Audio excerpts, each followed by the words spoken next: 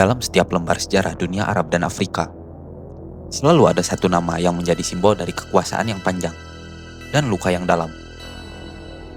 Sebuah nama yang selama lebih dari 3 dekade menjadi bayangan di balik perang saudara, kudeta, embargo, hingga genosida yang mengguncang dunia. Omar Hasan Ahmad Al-Bashir, seorang pria yang lahir dari tanah gersang di tepi sungai Nil, tumbuh di desa kecil yang nyaris tidak dikenal dunia. Namun kelak akan memimpin salah satu rezim yang paling lama dan paling kontroversial di benua Afrika. Sebelum dunia mengenalnya sebagai diktator yang digulingkan oleh rakyatnya sendiri, sebelum namanya muncul di pengadilan internasional sebagai buronan kejahatan perang, ada kisah panjang tentang masa kecilnya, tentang militer yang membentuk jiwanya, dan tentang bagaimana lingkungan sosial, sejarah, serta agama membentuk cara pandangnya terhadap kekuasaan. Ini adalah kisah awal dari Omar Al-Bashir, sebuah kisah tentang akar dari kekuasaan, dan bagaimana seorang anak desa bisa berubah menjadi sosok yang mengguncang sejarah Sudan. Dan untuk memahami besaran, sekaligus kehancuran yang ia ciptakan, kita harus kembali ke awal, ke tempat di mana semuanya dimulai.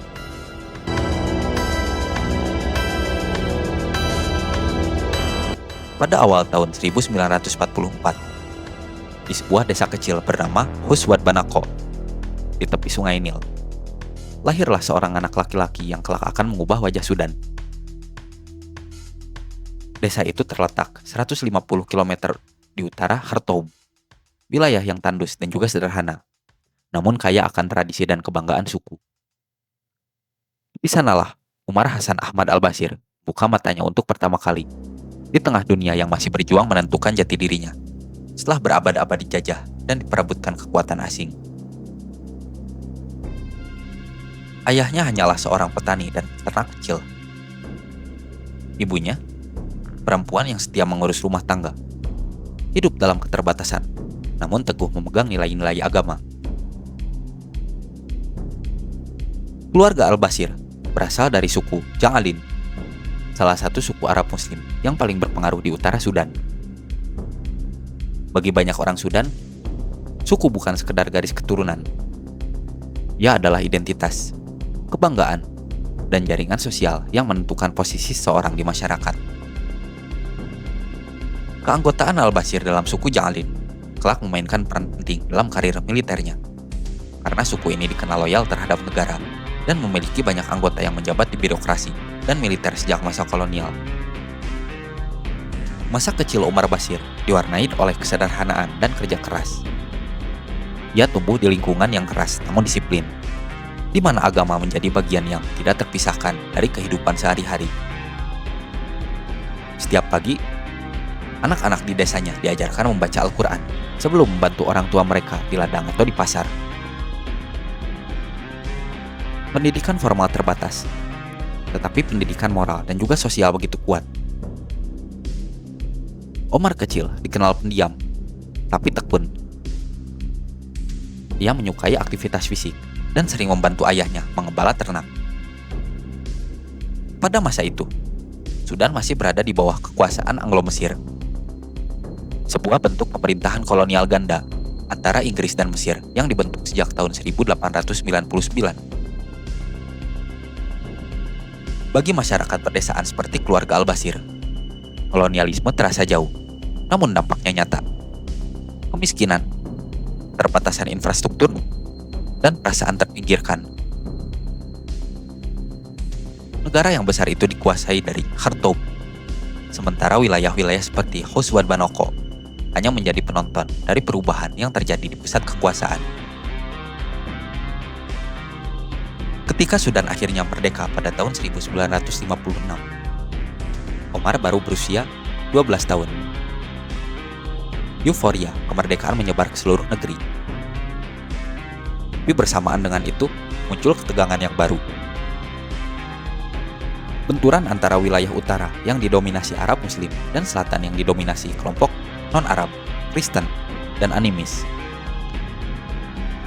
Perbedaan identitas ini segera berubah menjadi konflik politik, bahkan perang saudara yang panjang.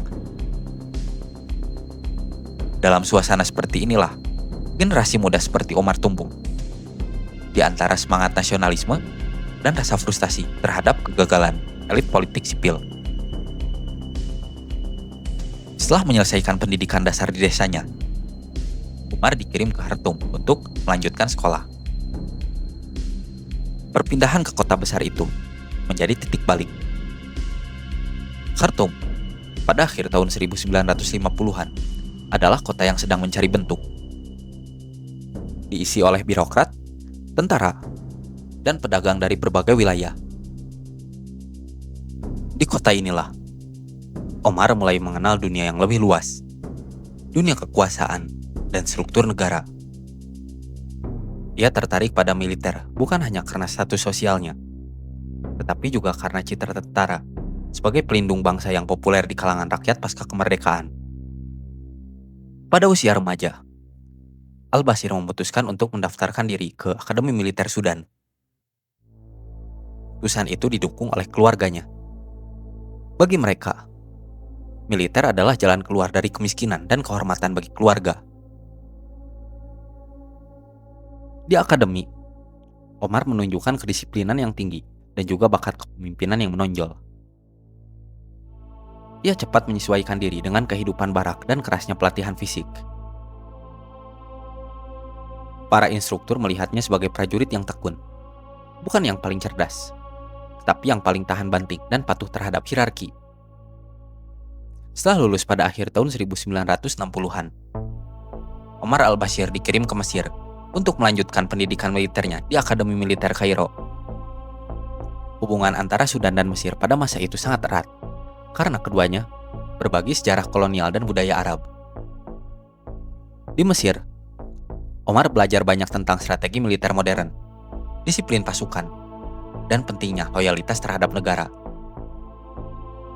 Di sanalah, ia juga mulai terpengaruh oleh semangat nasionalisme Arab dan ideologi Islam politik yang berkembang pesat pada masa Gamal Abdel Nasir. Tahun 1973 menjadi momen penting dalam karir militernya. Ketika Perang Arab-Israel pecah, Sudan mengirimkan pasukan untuk membantu Mesir dalam konflik tersebut, dan Omar termasuk di antara perwira muda yang berpartisipasi di garis depan. Pengalaman ini memberinya status sebagai veteran perang dan memperkuat reputasinya di dalam tubuh militer Sudan. Ia pulang ke tanah air sebagai pahlawan kecil, dengan rasa percaya diri yang baru dan pemahaman yang mendalam tentang bagaimana perang dapat digunakan sebagai alat politik. Setelah perang, karir Al-Bashir menanjak pesat. Ia diberikan kepercayaan untuk memimpin unit pasukan terjun payung, salah satu korps yang paling elit dalam angkatan bersenjata di Sudan.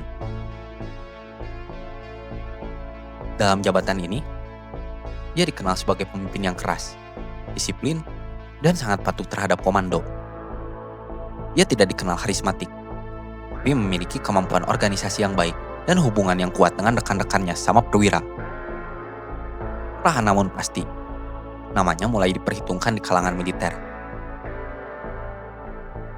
Namun di luar lingkungan militer, Sudan sedang berada dalam masa krisis. Pemerintahan sipil berganti-ganti, ekonomi terpuruk, dan perang saudara di selatan kembali berkobar.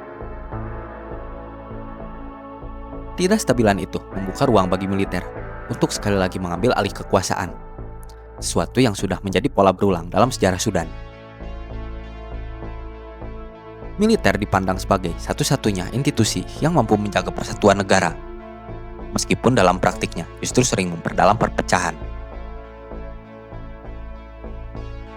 Pada pertengahan tahun 1980-an, Al-Bashir ditugaskan ke wilayah selatan untuk memimpin operasi militer melawan pasukan pemberontak dari Sudan People's Liberation Army atau SPLA yang dipimpin oleh John Garang. Konflik ini brutal dan juga panjang, dengan korban sipil yang tidak terhitung. Di medan perang itulah Al-Bashir membangun reputasinya sebagai komandan yang efektif sekaligus kejam. Ia dikenal tidak ragu untuk menggunakan kekuatan ekstrim untuk menundukkan lawan. Perang di selatan bukan hanya soal senjata, ia juga tentang ideologi dan juga identitas. Bagi perwira utara, termasuk Al-Bashir, pemberontakan di selatan dipandang sebagai ancaman terhadap negara Islam Arab yang ingin mereka bentuk. Pandangan ini kemudian mempertemukannya dengan kelompok Islam politik yang semakin berpengaruh di Sudan pada masa itu, terutama National Islamic Front atau NIF yang dipimpin oleh intelektual dan ulama kontroversial, yaitu Hasan al-Turabi. Pertemuan antara militer dan ideologi Islam inilah yang menjadi fondasi bagi kekuasaan al-Bashir di masa depan. Di satu sisi, ia mewakili struktur militer yang disiplin, hierarkis, dan pragmatis. Di sisi yang lain, al-Turabi dan NIF membawa semangat ideologis yang berapi-api, menjanjikan tatanan baru berbasis syariah dan juga moral Islam. Kombinasi keduanya, yaitu senjata dan juga ideologi, akan melahirkan rezim yang paling kuat sekaligus paling represif dalam sejarah Sudan modern. Hubungan antara al-Bashir dan al-Turabi dimulai dari kebutuhan yang saling menguntungkan. Bagi al-Bashir, dukungan politik dan jaringan sipil NIF memberi legitimasi dan dukungan massa yang tidak dimiliki oleh militer. Bagi al-Turabi, al-Bashir adalah pintu masuk untuk menanamkan ideologi Islam ke dalam struktur negara. Mereka bekerja diam-diam, membangun koalisi yang terdiri dari perwira muda dan aktivis Islam. Pada akhir dekade tahun 1980-an, pemerintahan sipil yang dipimpin oleh Perdana Menteri Sadiq Al-Mahdi semakin melemah. Ekonomi runtuh, inflasi melonjak, perang di selatan tidak kunjung selesai, dan rakyat mulai kehilangan kepercayaan. Di tengah kekacauan itu, al-Bashir dan juga para sekutunya di militer melihat peluang. Pada dini hari tanggal 30 Juni tahun 1989, pasukan di bawah komando al-Bashir bergerak cepat. Radio dan stasiun televisi dikuasai, jembatan dan bandara diamankan, para menteri ditangkap. Dalam hitungan jam, pemerintahan sah runtuh tanpa perlawanan yang berarti.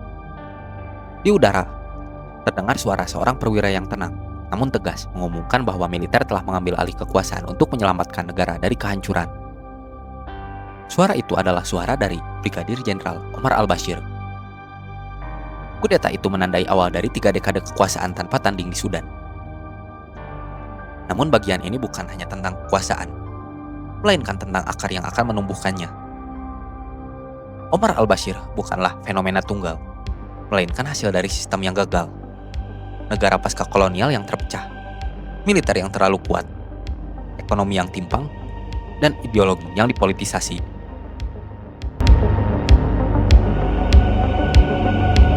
Pada hari tanggal 30 Juni tahun 1989, udara di Khartoum masih lembab ketika suara tidak dikenal tiba-tiba memecah siaran radio nasional.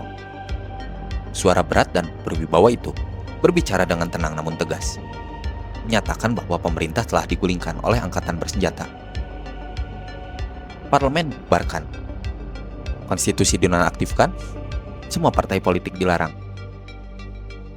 Dan mulai saat itu, Sudan akan dipimpin oleh Dewan Komando Revolusi untuk Keselamatan Nasional. Nama yang jarang didengar oleh orang sebelumnya, kini bergema di seluruh negeri. Brigadir Jenderal Omar Hasan al-Bashir. Tidak ada darah tumpah dalam kudeta itu. Tidak ada ledakan, tidak ada pertempuran. Pemerintah sipil runtuh hanya dengan beberapa jam operasi yang terencana dan juga rapi. Di baliknya, ada rencana matang antara 2 kekuatan besar yang selama ini bekerja dalam bayangan, yaitu militer dan gerakan Islam. Al-Bashir adalah wajah militernya. Hasan al-Turabi adalah otaknya. Dalam pidato pertamanya, al-Bashir berbicara tentang penyelamatan bangsa. Ia menuduh pemerintah sebelumnya gagal menjaga persatuan nasional, menyerah pada pemberontak di selatan, dan tunduk pada tekanan asing. Narasinya sederhana tapi kuat. Negara sedang sakit, dan hanya tangan kuat militer yang bisa menyembuhkannya. Bagi rakyat yang lelah oleh krisis dan juga perang, kata-kata itu terdengar seperti janji keselamatan. Namun bagi banyak orang di Khartoum yang paham permainan kekuasaan, itu adalah awal dari rezim baru yang akan lebih keras dari rezim sebelumnya. Dewan Komando Revolusi hanya terdiri dari sedikit orang, kurang dari 20 perwira, dan semuanya loyal kepada Ahmad Hasan al-Bashir. Namun di balik struktur formal itu berdiri kekuatan yang tidak terlihat. Jaringan Islam politik yang dibangun oleh Hasan Al-Turabi melalui National Islamic Front atau NIF. Selama bertahun-tahun, NIF menanamkan kadernya di universitas, birokrasi, dan juga militer. Kudeta pada tahun 1989 adalah kulminasi dari strategi panjang itu, yaitu mengambil alih negara dari dalam. Hubungan Al-Bashir dengan Al-Turabi awalnya tampak simbolis. Al-Turabi, seorang cendekiawan hukum lulusan Sorbonne dan pemikir Islam yang paling berpengaruh di Sudan, pandang militer sebagai kendaraan untuk mewujudkan cita-cita negara Islam modern. Sedangkan Al-Bashir melihat gerakan Islam sebagai sumber legitimasi moral dan dukungan massa yang tidak bisa diberikan militer sendirian. Di tahun-tahun pertama, mereka tampak seperti dua sisi mata uang yang sama. Satu berbicara tentang spiritualitas dan hukum Tuhan, dan yang lain memegang senjata dan menegakkan disiplin. Begitu kekuasaan di tangannya, Al-Bashir bergerak dengan cepat. Semua partai politik dibubarkan, media massa disensor, dan oposisi ditangkap. Pemerintahan sipil diganti oleh struktur militer religius yang baru. Hukum syariah diberlakukan lebih ketat dari sebelumnya, dan pengadilan Islam didirikan di setiap provinsi. Juga aturan berpakaian serta perilaku publik diatur dengan detail. Sementara itu, Al-Turabi memimpin upaya ideologisasi sistem pendidikan dan juga hukum, seolah-olah mulai mengajarkan doktrin Islam politik, dan universitas menjadi ladang rekrutmen bagi rezim. Namun hubungan keduanya tidak pernah benar-benar setara. Al-Turabi adalah intelektual yang percaya pada ide besar, sedangkan Al-Bashir adalah prajurit yang percaya pada hierarki dan juga kontrol. Seiring waktu, perbedaan itu berubah menjadi kecurigaan. Al-Bashir mulai merasa bahwa pengaruh Al-Turabi terlalu besar, bahwa NIF mengendalikan negara di balik layar. Di sisi yang lain, Al-Turabi menganggap Al-Bashir terlalu militeristik, terlalu pragmatis, dan terlalu haus kekuasaan. Sementara intrik politik berlangsung di Khartoum, perang di selatan terus berkecamuk. Pemerintah baru melancarkan kampanye besar-besaran melawan SPLA. Namun kali ini perang bukan hanya soal separatisme. Ia berubah menjadi perang agama. Rezim menggambarkan konflik itu sebagai jihad melawan kaum kafir. Ribuan pemuda direkrut melalui kampanye religius, yakinkan bahwa mereka berperang di jalan Tuhan. Dari Khartoum hingga kota-kota kecil di utara, propaganda militer menggema di masjid-masjid dan juga media. Mati di medan perang janjikan surga. Narasi jihad itu merubah perang saudara menjadi tragedi nasional. Desa-desa dibakar, ribuan warga sipil terbunuh, dan jutaan orang mengungsi. Organisasi hak asasi manusia internasional mulai mencatat pelanggaran berat di wilayah selatan, termasuk penyiksaan, perbudakan, dan eksekusi tanpa pengadilan. Dunia menuduh Khartoum melakukan pembersihan etnis, tetapi rezim menolak, menyebut semua itu sebagai bagian dari perang suci untuk persatuan Sudan. Di dalam negeri, Al-Bashir memperkuat kontrolnya dengan menciptakan jaringan keamanan yang luas. Dinas intelijen yang dikenal sebagai NISS menjadi tulang punggung rezim. Lembaga ini memantau setiap gerakan oposisi, menyusup dalam organisasi sipil, dan menggunakan penyiksaan terhadap tahanan politik. Di bawah NISS, ketakutan menjadi alat pemerintahan yang paling efektif. Namun tak semuanya tentang represi. Di awal tahun 1990-an, rezim mencoba menunjukkan wajah pembangunan. Pemerintah meluncurkan proyek irigasi, memperluas pendidikan, dan menjalin hubungan dagang baru, terutama dengan negara-negara Islam seperti Iran, Malaysia, dan juga Libya. Tapi di balik retorika pembangunan itu, Sudan semakin terisolasi.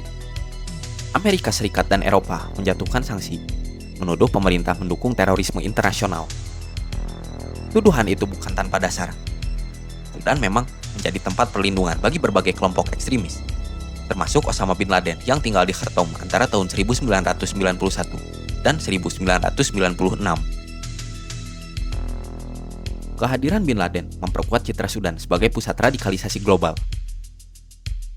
Pemerintah menolak tuduhan itu. Tapi Al-Turabi secara terbuka berbicara tentang solidaritas Islam internasional. Ia mengundang tokoh Islam dari seluruh dunia ke Khartoum untuk menghadiri konferensi internasional yang menegaskan peran Sudan sebagai ibu kota gerakan Islam dunia. Bagi banyak pengamat, inilah titik di mana ambisi ideologi Sudan melampaui kapasitas realistisnya sebagai negara miskin. Sementara Al-Turabi sibuk dengan diplomasi Islam global, Al-Bashir semakin fokus pada kekuasaan domestik. Ia sadar bahwa ide besar tidak bisa melindunginya dari intrik internal. Di tahun 1993, ia membubarkan Dewan Komando Revolusi dan mengangkat dirinya sebagai presiden penuh. Dengan langkah itu, ia menghapus struktur kolektif yang semula menopang rezim dan menjadikan dirinya sebagai pusat kekuasaan tunggal. Al-Turabi masih berperan sebagai sekutu strategis. Tapi sejak saat itu hubungan mereka retak. Dalam pemilihan umum tahun 1996 yang sangat dikontrol dengan ketat, Al-Bashir terpilih sebagai presiden melalui mekanisme satu calon.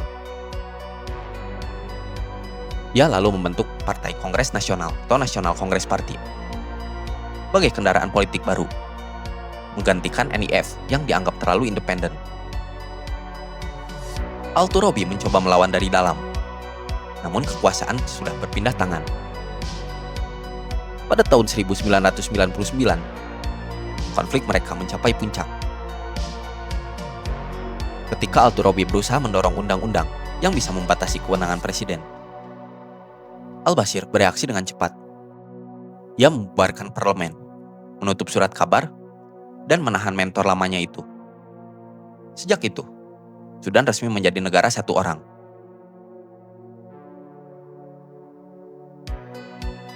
Dengan menyingkirkan Al-Turabi, Al-Bashir menghapus satu-satunya figur yang dapat menandingi pengaruhnya. Ia menggabungkan militer, partai, dan aparat keamanan dalam satu struktur kekuasaan vertikal. Rezimnya menjadi apa yang oleh para analis disebut sebagai Islamisme militer. Sebuah sistem yang memadukan dogma agama, kontrol militer, dan kepentingan pribadi dalam satu kesatuan yang nyaris tidak tertembus. Pada saat yang sama, situasi ekonomi memburuk. Sanksi internasional menekan perdagangan dan investasi. Inflasi melonjak, nilai tukar jatuh, dan pengangguran meluas. Untuk menyelamatkan keuangan negara, pemerintah mengandalkan ekspor minyak yang baru mulai dieksploitasi pada pertengahan tahun 1990-an. Penemuan ladang minyak di wilayah selatan memberi harapan baru, tapi juga memperdalam konflik. SPLA menuduh pemerintah mengeksploitasi sumber daya tanpa memberi manfaat bagi masyarakat lokal. Perusahaan minyak asing, terutama dari Cina, Malaysia, dan juga India, mulai beroperasi di wilayah konflik di bawah perlindungan militer. Kilang minyak menjadi sasaran serangan para pemberontak, dan pemerintah merespon dengan serangan udara.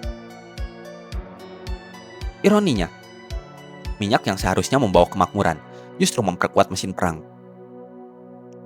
Pendapatan dari ekspor digunakan untuk membeli senjata dan memperluas jaringan patronase politik. Elit militer dan birokrat partai mendapat bagian besar dari keuntungan. Sementara rakyat biasa tetap hidup dalam kemiskinan. Di Khartoum, muncul kelas baru orang kaya yang dekat dengan rezim, dikenal sebagai Islami baru. Pebisnis dan pejabat yang menampilkan kesalehan publik tapi hidup dalam kemewahan. Dari luar, rezim Al-Bashir terlihat kokoh. Tapi di dalamnya, fondasi mulai retak. Kanan internasional meningkat seiring laporan pelanggaran HAM di selatan dan juga barat.